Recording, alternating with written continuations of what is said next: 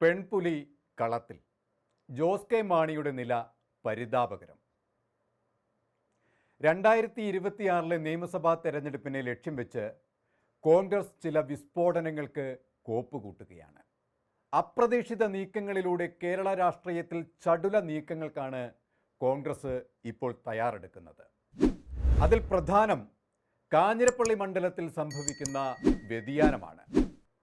ഈ കാഞ്ഞിരപ്പള്ളി നിയോജക മണ്ഡലം ഇപ്പോൾ കേരള കോൺഗ്രസിൻ്റെ കയ്യിലാണ് ഉള്ളത്.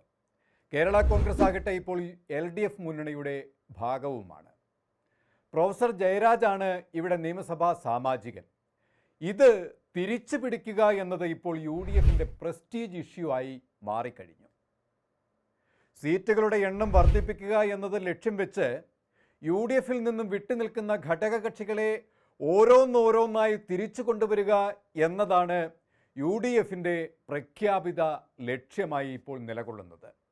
അതിൽ മാണി ഗ്രൂപ്പിലെ ജോസ് കെ മാണിയെ കൂടെ കൂട്ടുക എന്നതും UDF തകൃതിയായി ആലോചിക്കുന്നുണ്ട്. എന്നാൽ കഴിഞ്ഞ ദിവസം ജോസ് കെ മാണി ഇതിന് മറുപടിയായി രംഗത്ത് വന്നു. താൻ LDFിൽ പൂർണ്ണ തൃപ്തനാണ് എന്നാണ് ജോസ് കെ മാണി പറഞ്ഞത്. എന്നാൽ കേരള കോൺഗ്രസ് മാണി ഗ്രൂപ്പിനകത്ത് തന്നെ UDFിലേക്ക് തിരിച്ചുവരവിനെ ചൊല്ലി പുകയുന്ന തർക്കങ്ങളും പോരുകളും ഇപ്പോൾ പുറത്തു വന്നുകൊണ്ടിരിക്കുകയാണ്. പക്ഷേ ജോസ് കെ മാണിയുടെ നിഷേധാത്മക നിലപാടിൽ ഉറച്ച് UDFിലേക്ക് ഇല്ല എന്ന നിലപാടിൽ നിൽക്കുകയാണെങ്കിൽ കനത്ത ഒരു തിരിച്ചടി കൊടുക്കുക എന്ന ലക്ഷ്യം വെച്ചുകൊണ്ടാണ് ഒരു യോദ്ധാവായ പെൺപുലിയെ കാഞ്ഞിരപ്പള്ളിയിൽ ഇറക്കി മണ്ഡലം പിടിക്കുക എന്ന ലക്ഷ്യത്തിലേക്ക് AICCയും UDFും നീങ്ങുന്നത്. KSU സംസ്ഥാന വൈസ് പ്രസിഡന്റായ ആൻ സെബാസ്റ്റ്യനെ കോൺഗ്രസ് അവിടെ സ്ഥാനാർത്ഥിയാക്കുമെന്നതാണ് സുനിൽ കനകോലു എന്ന രാഷ്ട്രീയ തന്ത്രജ്ഞന്റെ നേതൃത്വത്തിൽ നടത്തിയ രാഷ്ട്രീയ സർവേയിൽ ഉരുത്തിരിഞ്ഞു വന്നത്.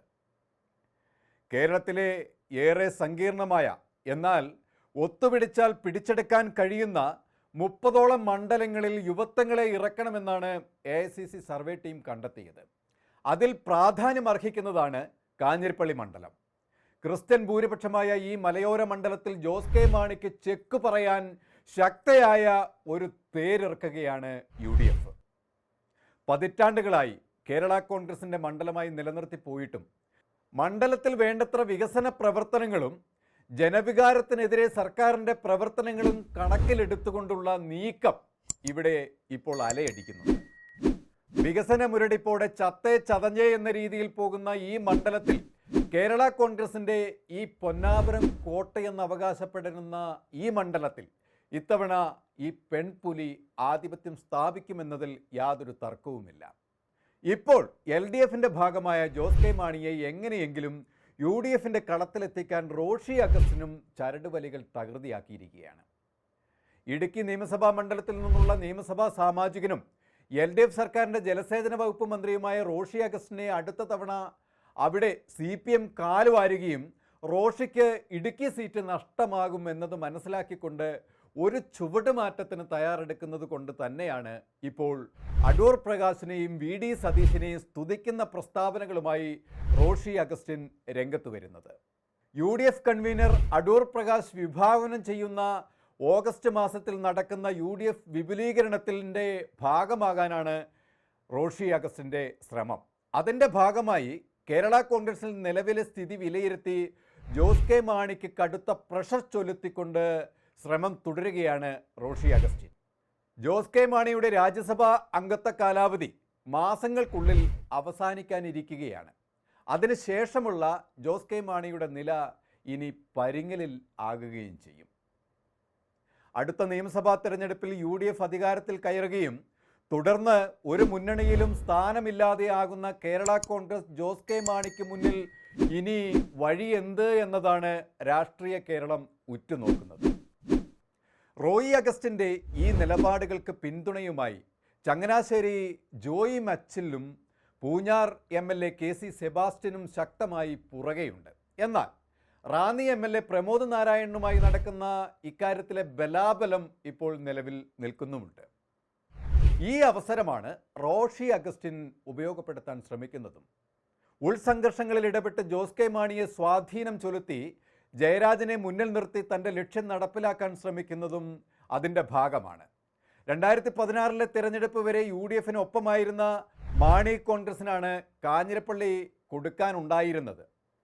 2021 ജോസ് കെ മാണി CPM പോയപ്പോഴും ജയരാജ് കൂടെ തന്നെ ഉണ്ടായിരുന്നു.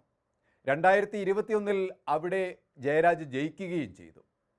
ഇനി ഒരിക്കൽ കൂടി കാഞ്ഞിരപ്പള്ളി പിടിക്കാൻ സാധ്യതയില്ല എന്ന് മനസ്സിലാക്കിയ ജയരാജ് UDF വരാൻ തിടുക്കം കൂട്ടുന്നതും, എന്നാൽ ജോസ് കെ മാണിയുടെ UDF ഇല്ല എന്ന നിലപാടിന് മറുപടി കൊടുക്കാനാണ് അൻ അഗസ്റ്റിനെ UDF കളത്തിലിറക്കുന്നത്.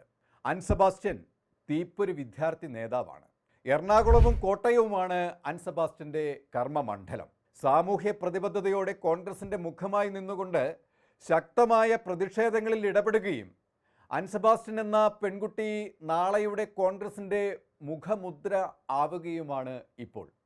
എന്തൊക്കെ രാഷ്ട്രീയ അടിയൊഴുക്കുകൾ സംഭവിച്ചാലും കാഞ്ഞിരപ്പള്ളി നാളെ ചരിത്രത്തിൻ്റെ ഭാഗമായി അൻ സെബാസ്റ്റ്യൻ എന്ന സാമാജികയുടെ പേരിൽ അറിയപ്പെടുക തന്നെ ചെയ്യും.